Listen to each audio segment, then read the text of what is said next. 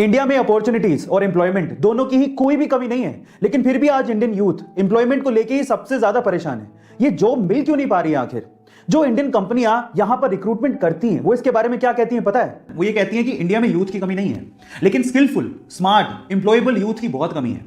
और जो youth skilful है और स्मार्ट है उसके लिए जॉब की कोई कमी नहीं है। अब इसको थोड़ा मैं स्टोरी के थ्रू समझाने की कोशिश करता हूं, ध्यान से समझिएगा जिससे आपको ज्यादा समझ में आएगा। एक बार दो दोस्त थे, एक का नाम था सतीश, दूसरे का नाम था महेश। दोनों ने स्कूलिंग, कॉलेज सब साथ में पूरा किया। मजे की बात यह थी कि उनकी सेम ही कंपनी में जॉब लग गई। दोनों ने बहुत हार्डवर्क किया पूरे साल भर बाद उनका प्रमोशन होना था। तो जिस दिन प्रमोशन था उस दिन बॉस आए। उन्होंने सतीश को प्रमोशन लेटर देते हुए कहा कि सतीश तुम्हारा प्रमोशन होता है। तब महेश ने पूछा कि सर मेरा? तो बॉस ने कहा कि महेश आई एम सॉरी, तुम्हें प्रमोशन नहीं मिल पाएगा, इस साल तो कम से कम नहीं मिल पाएगा, वर्क हार्ड। तो ऐसा करके बॉस अपने कैबिन में चले गए। महेश उदास हो गया। महेश सोचने लगा कि सेम स्कूल से किया, सेम कॉलेज से किया, एक साल मैंने भी हार्डवर्क किया है, मेरा प्रमोशन क्यों नहीं हुआ?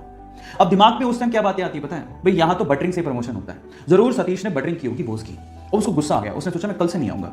वो बॉस के कैबिन में गया और बॉस को बोलता है कि बॉस मैं कल से तो नहीं आऊंगा, आई एम सो सॉरी। तो बॉस ने कहा कि क्यों नहीं आओगे? तो वो कहता है कि बॉस मैंने बहुत हार्डवर्क किया पूरे साल भर, लेकिन मेरा प्रमोशन नहीं हुआ।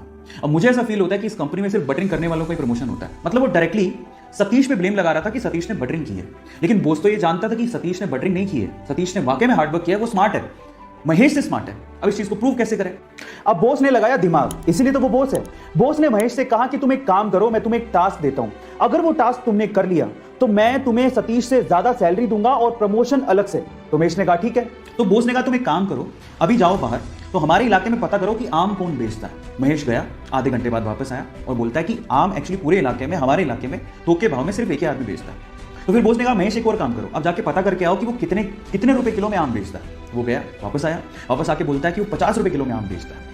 अब बॉस ने क्या कहा, महेश मैं सेम चीज अब मैं सतीश से करवाता हूं, तुम ध्यान से देखना। तो उन्होंने सतीश को बुलाया और सतीश को बोलता है कि सतीश एक काम करो, इस इलाके में जो आम बेचता है उसकी खबर लेके आओ कि कौन कौन आम बेचता है। सतीश गया मार्केट में और वापस आया आधे घंटे बाद, और सतीश ने जो कहा महेश उसको देखता रह गया।